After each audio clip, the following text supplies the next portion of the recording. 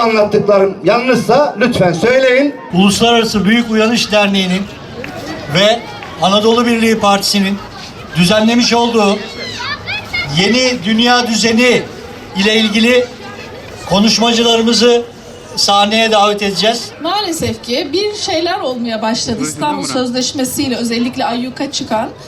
Arkasına işte 6284 kanun. Bir aileye ciddi bir saldırı olduğunu fark ettim ve o günden beri de bu konuyla mücadele ediyorum.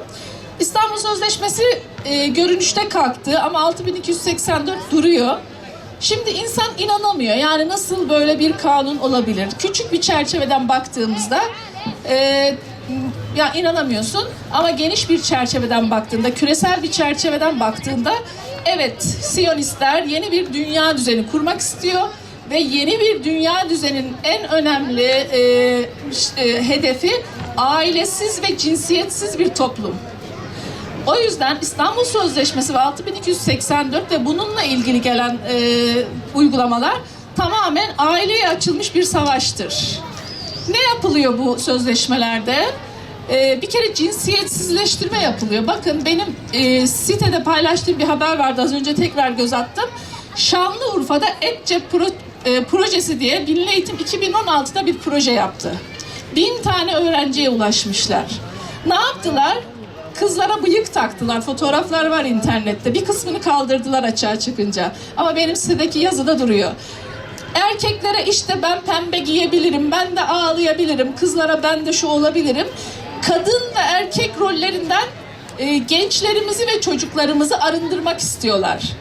Erkek gibi kadın, kadın gibi erkek hedefleri. Aslında esas hedefleri de ondan da arınıp cinsiyetsiz bir toplum oluşturmak. Tepkilerden sonra, sosyal medyadaki tepkilerimizden sonra projeyi durdurdular. Görüyorsunuz şu anda Türkiye Cumhuriyeti'nde 13-14 yaşındaki bebeler kalp krizinden ölüyorlar. Ülkemizde bir kalp krizi salgını var. Ülkemizde bir kanser patlaması var. Sizlerden ricam, sesimizi her duyurduğumuz yerde, eğer bu aşıyla karşı karşıya kaldıysanız lütfen kontrollerinizi yaptırın.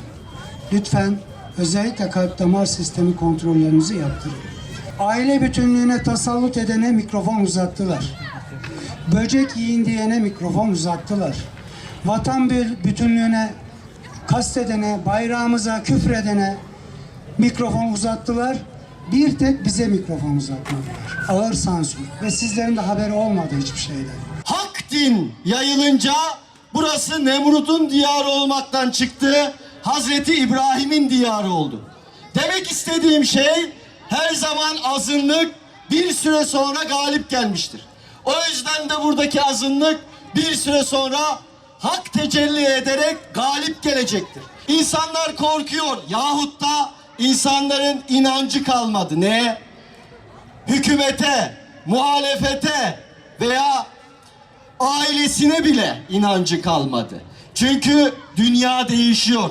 Yeni dünya düzeni adı altında insanların birbirinden ayrıldığı, ailelerin birbirinden koptuğu, bencilliğin alıp başını gittiği bir yeni distopyaya, karamsar bir dünyaya doğru sürükleniyoruz. Ancak susarak hiçbir mesele hallolmayacak. Bir felaket geliyor arkadaşlar. Tarihin en büyük ekonomik krizi geliyor. Ama bahsettiğim haber bu değil. Bahsettiğim felaket bu değil. Bundan daha büyük bir şey. Ve onun ardından başımıza öyle bir şey getirecekler ki, veya en azından bunu deneyecekler. O da yeni dünya düzeni. Burada nakitsiz toplum, ulussuz toplum, cinsiyetsiz toplum, ailesiz toplum, nakitsiz ve en önemlisi mülkiyetsiz toplum idealini ortaya koydular ve bunu da bu dijital sistemlerle yapacaklar. Fukuyama tarihin sonundan söz ediyordu. Evet, kıyamet savaşı burada gerçekleşecek. Tarih burada son bulacak. Yuhanna'nın sözünü ettiği Armagedon ya da Müslümanların sözünü ettiği Melheme-i Kübra burada gerçekleşecek. Tanrı'yı kıyamete zorlamak için yeryüzünde bir cennet ve ebedi bir hayat vaat edenlerin cehennemi yeryüzüne indirme planlarına hayır demek için tarihin sonunu getirmeye çalışanların oyunlarını bozmak için buradayız.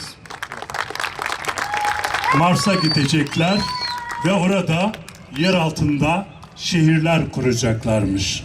Artı eksi yüzlerce derece gündüz gece farkı olan bir mekana gitmelerine gerek yok. Buyurun kendiniz için dünyada, ister denizde ya da altında, istediğiniz yerde kendiniz için buzullar altında isterseniz orada inşa edin kozmik evlerinizi. İnsanları kandırmayın. Dünyanın nüfusunun yarısı Çin ve Hindistan'a sıkıştıran siz değil misiniz? İngiltere üzerinde güneş batmayan bir imparatorluk.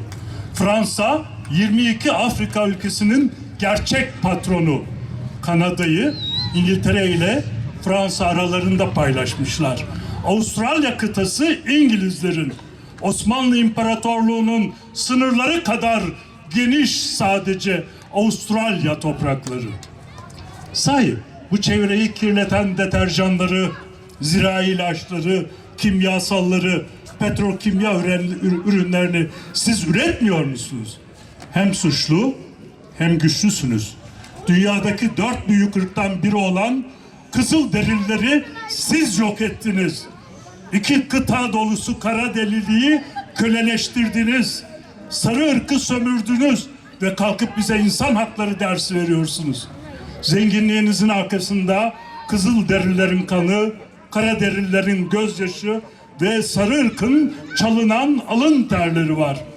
Aynı ülkenin çocuklarını birbirine kırdırarak onların acıları üzerinden kendinize servet ve iktidar ürettiğiniz yalan mı? Biliyoruz. Alçak irtifa uyduruları Starlink'lerle göz göre göre uzayı işgal ettiniz. Artık artırılmış sanal gerçeklikle deepfake'ler, siber illüzyonlar, hologramik görüntüler şeklinde gökten İsa'yı, Mehdi diye birilerini ya da uzaylılar diye birilerini indirebilirsiniz.